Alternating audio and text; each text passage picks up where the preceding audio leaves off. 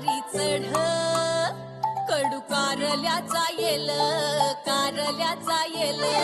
झिम्म मना मंदी चाल ऊन पावसाचा खेळ सुख दळीता कांडिता जात्यावरी येती वव्या दूध जाता उतू वठी फुटल्या ग शिव्या गीता वडाळ भवानी पिळ्या भोपळ्याचं नात शरबती गवा संग किड रगडीत जात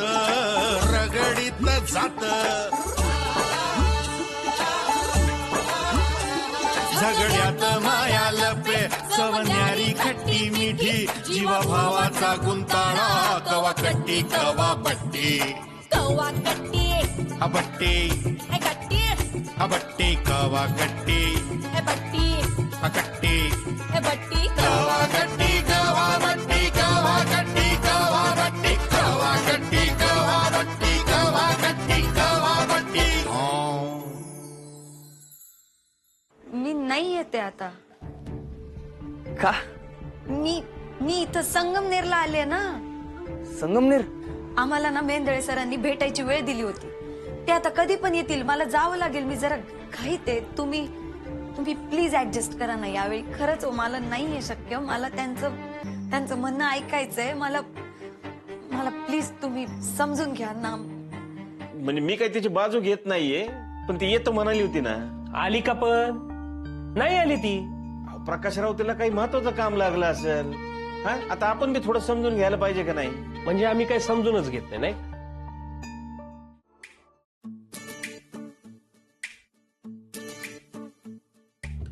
झाली का नाही तुझी चपाती लाटून? फक्त 2 मिनिटच. त्याचं मी काय म्हणून राहिले, काय? आता काल माझा बर्थडे झाला ना, म्हणजे मी मोठी झाले. मग मला सगळं जमलं पाहिजे की नाही? त्याला का नाही अजून लय टाइम आहे. काही टाइम बिम नाही. झाली माझी चपाती. पाहू बरं कशी चपाती लाटली तू. बाई येतो नगरचा नकाशाच काढला तो. हा कशी असो पोटातच जाणार आहे ना. तुम्ही फक्त भाजा. कुठल्या पुस्तकात असा नियम नाहीये की चपाती गोलच पाहिजे. आली मोठी शहाणी.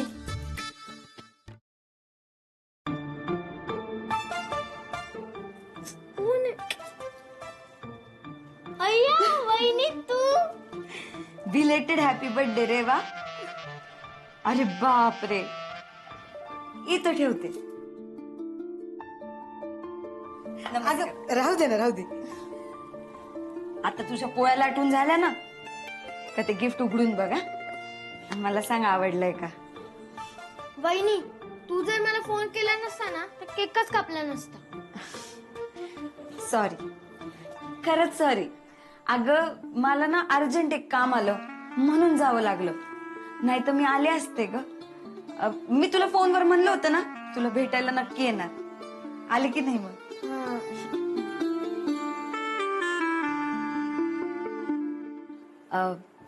माझे PhDचे सर आहेत मेंदळे सर म्हणून.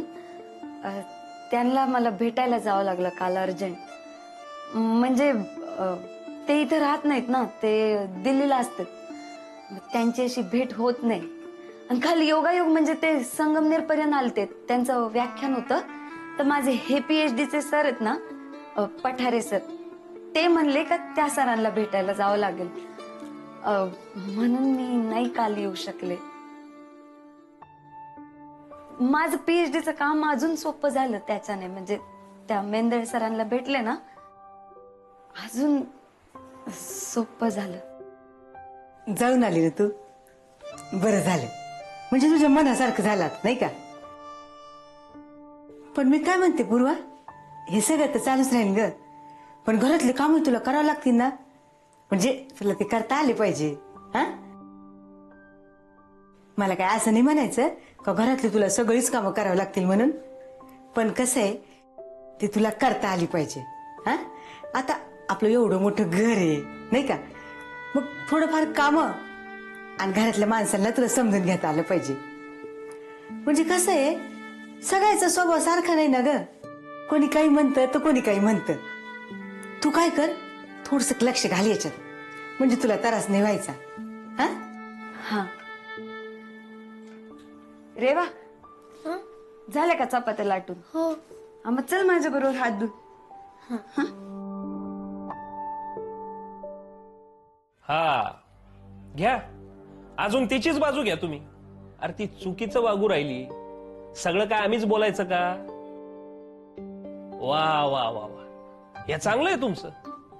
म्हणजे त्या नवीन पोरी समोर तुम्ही घरचे सगळे चांगले आणि आम्ही जावई वाईट, नाही का? ऐका, अहो असं काही नाही हो. शिक्षण महत्वाचं वाटू राहिलं तिला, आणि त्यात काही चुकीचं बी नाही ना. आता मला सांगा, पीएचडी म्हणजे काय खेळ आहे का? हा घ्या, अजून तिचीच बाजू घ्या तुम्ही. लग्न करून जेव्हा ती पोरगी घरात येईल आणि तुम्हाला कशी बाजूला लावल ना, तेव्हा तुम्हाला कळलं आम्ही काय बोलू राहिलो ते. अरे पोरीनी शिकावं, पण किती? इतकं हे? अहो, प्रकाशराव, तुम्ही समजता तसं नाही हो. अहो, गुणाची पोरगी आहे ती. हे बघा, म्हणजे मी काय तिची बाजू बिजू घेत नाहीये. आपण बिनबापाची पोर आहे, जिद्दी आहे. आता पोरींना शिकण्यासाठी किती संघर्ष करावा लागतो माहिती आहे ना तुम्हाला.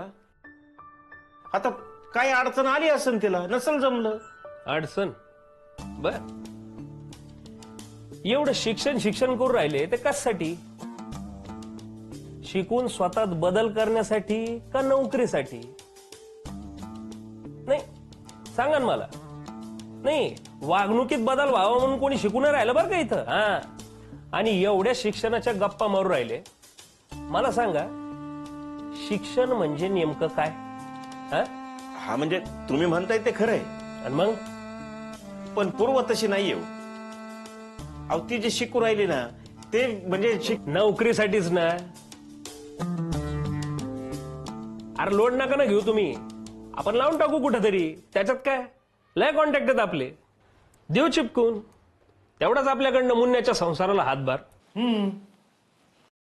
पण माधवराव, मला तुमचं हे वागणं नाही पटत आहे बरं का अजिबात. तुम्ही काही म्हणा, मी सगळं तोंडावर स्पष्ट बोलणारा माणूस, कशाचीच भिडभाड ठेवत नाही आपण, आहे का नाही? हा, बड्डेला येत नाही म्हणजे काय? हा, बड्डेला येत नाही म्हणजे काय? हे असं वागून या नवीन घरात येणाऱ्या पोरी डोक्यावर चढून बसतात, डोक्यावर. पायातलं पायतान पायातच ठेवलेलं बरं, हा, डोक्यावर नाही. काय काय झालं? काय नाही. अरे पूर्व आले ना आपल्याकडं. पूर्व आल्या? कुठे आहे? काय मुन्या, मी काय बोलतो तिकडे लक्ष द्या आधी. ते भेटणं वगैरे होत राहतंय नंतर. आपण पूर्वाला नोकरीला लावून टाकू, काय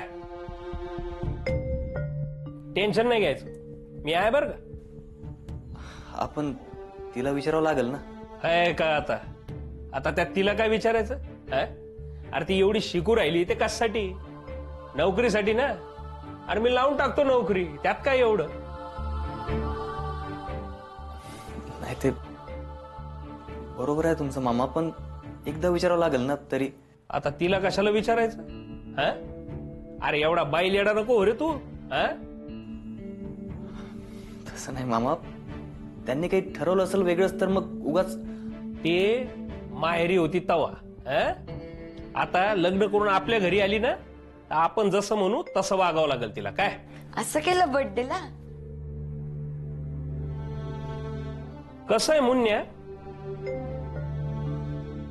शिक्षणाला महत्व आहे, पण माणसंही तितकीच महत्वाची आहेत. त्यांनाही जपलं पाहिजे, नाही का? आता तुझंच घे ना, तू एवढा कॉलेजमध्ये शिकवतो, पण घरी आई बापाचं ऐकतोच ना.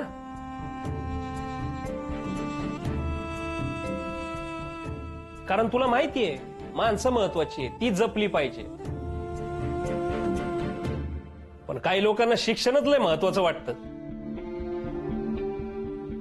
शिकून काय दिवे लावणार आहेत काय माहिती? काय कलेक्टर होणार आहेत काय कुठले? अरे इथं MBBS झालेले बोंबलं थिंडू राहिले गावभर.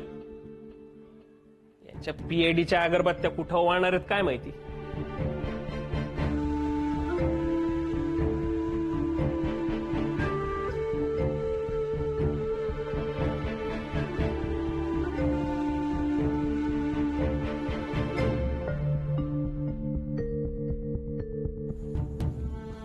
पूर्वा, आपण जरा गच्चीवर जाऊया का? मला बोलायचंय.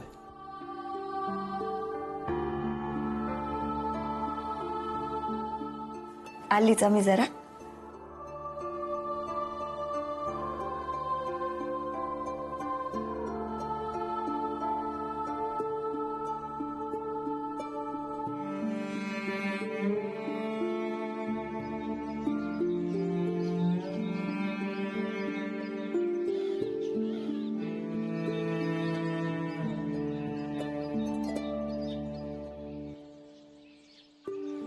सॉरी.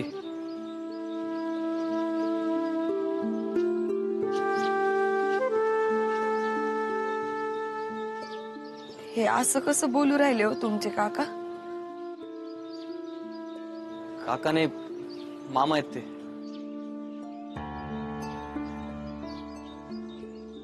तेच ते मामा. त्याला माहितीये ना मी 10वी-12वीची परीक्षा नाही देऊ राहिले. PhD करू राहिले हो मी. माहिती आहे त्यांना, बोलले ना ते मग.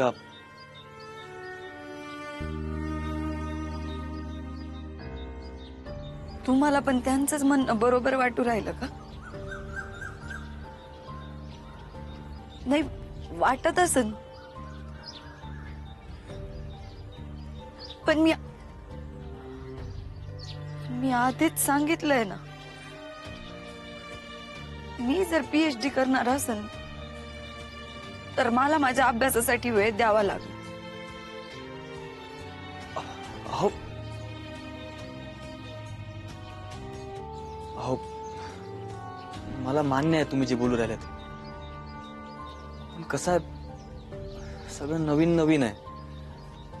हळूहळू होईल ना सगळं नीट. म्हणजे जेवढं जुनं होत जाईल तेवढं ठीक होत जाईल. तुम्ही कशाला टेन्शन घेऊ राहिले? तुम्ही नका घेऊ टेन्शन प्लीज. टेन्शन कसं नाही येणार? हा, हे असं बोलले म्हणल्यावर कसं असं नसतं हो. आणि नवीन वगैरे काही नाही. जुनं झाल्यावर तर सगळ्यात जास्त त्रास होतो. आणि तुम्ही पण काहीच नाही बोलू राहिले, शांतपणे सगळं ऐकून घेऊ राहिले. ते तुमच्या आडून आडून मला बोलू राहिले. मी लहान नाही ना हो मला न समजायला. PhD करू राहिले मी.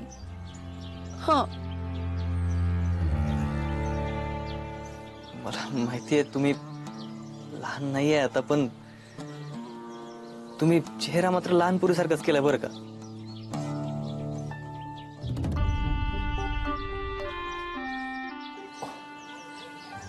सॉरी, उगाच जोक केला. म्हटलं जरा सिरियस वातावरण झालं तर थोडं. हो, कसं आहे, सगळे मोठे आहेत, आपण त्यांना त्यांचा मान दिला पाहिजे ना, म्हणून. हा की मग मी कधी म्हणलं मान नाही द्यायचा म्हणून? मान तर द्यावाच लागणार आहे. अहो, वयाने मोठे म्हणल्यावर त्यांचा आदर करायलाच पाहिजे आपण. पण आपण चुकीचे नसताना निदान आपलं म्हणणं, आपली मतं आपण त्यांच्या समोर तरी मांडायला पाहिजेत ना. नाही म्हणजे पोहोचवलं तरी पाहिजे ना आपलं म्हणणं त्यांच्यापर्यंत.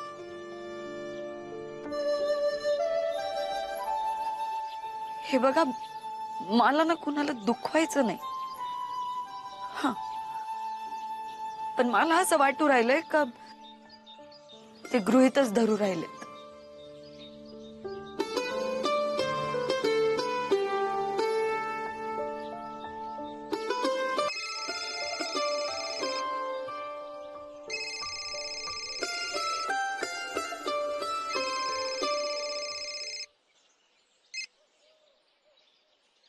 हॅलो पर्या, बोल.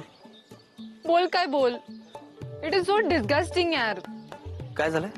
तू काही केलं नाहीयेस रे, माझ्या घरच्यांनी केलंय. काय झालं मला सांग बर. बघ ना, मी इकडे रिलॅक्स व्हायला आले होते ना, सांगितलं होतं ना मी तुला. हे मला मुलं दाखवतायत. अरे का? का का काय का पर्या, लग्न करताय ते माझं.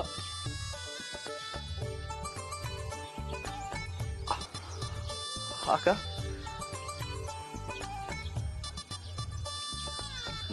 मग काय प्रॉब्लेम आहे? प्रॉब्लेम फक्त एवढाच आहे की तो मुलगा कोणीतरी जमीनदाराचा मुलगा आहे. आणि तुला माहितीये, उद्या ते मला घेऊन जात आहेत त्याच्या घरी बघण्याच्या कार्यक्रमासाठी. Can you believe that? नाही म्हणजे ठीक आहे, मला सुद्धा लग्न करायचंय, पण असा जमीनदाराचा मुलगा वगैरे नाही यार. हो का? पर्या यार, मी खरंच तुला खूप मिस करते पर्या. मी रिलॅक्स व्हायला इकडे आले होते आणि मला आठवण येते रे तुझी बाहेर. मी अरे ते पाण्यात जाऊ. पर्या, मी तुला कॉल बॅक करते. हा, बाय बाय बाय बाय.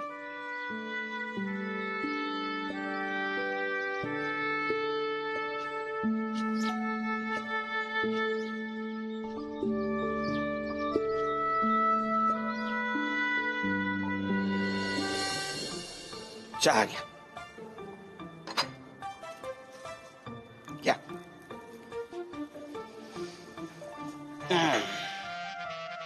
घरातल्या बाईने केलाय समजून प्या.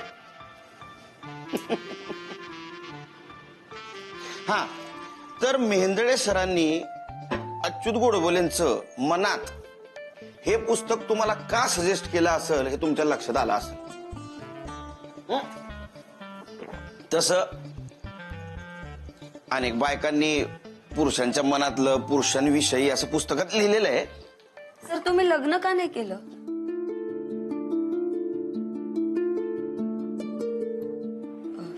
सॉरी सर, काही नाही, सॉरी.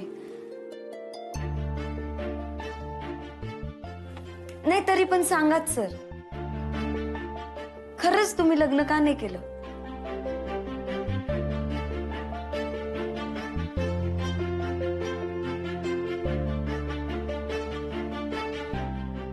काय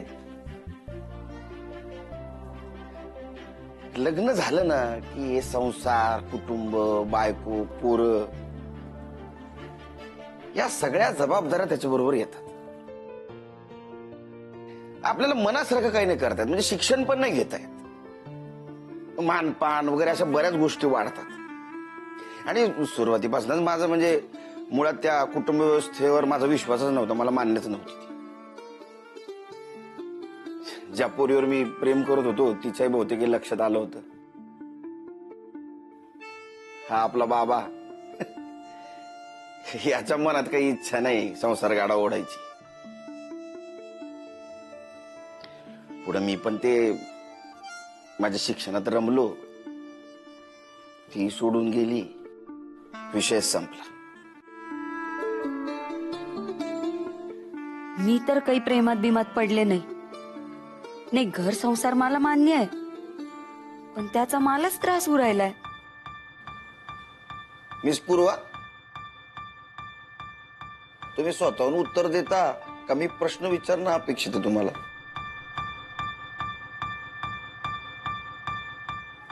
सर, त्याचं असं आहे की घर संसार आणि शिक्षण हे दोन्ही मी ऍडजस्ट करू राहिले.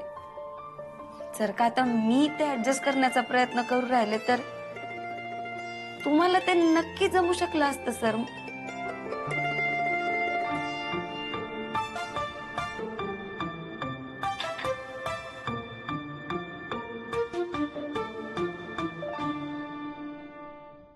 तुमची तारेवरची कसरत मला दिसत नाही असं वाटलं का?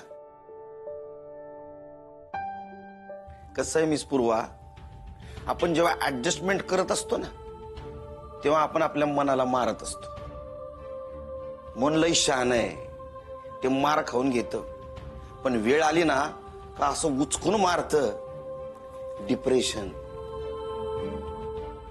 तेव्हा माणसाने एका वेळेला 2 दगडावर पाय ठेवू नये. तोल जाण्याची शक्यता असते. तुम्ही लग्न करू नका असा सल्ला मी नाही देणार तुम्हाला, कारण ते माझ्या अधिकारात नाही. पण तशीच वेळ आली तर तुम्ही शिक्षण सोडा असाच सल्ला देईन मी तुम्हाला, कारण ते माझ्या अधिकारात आहे. विषय संपला.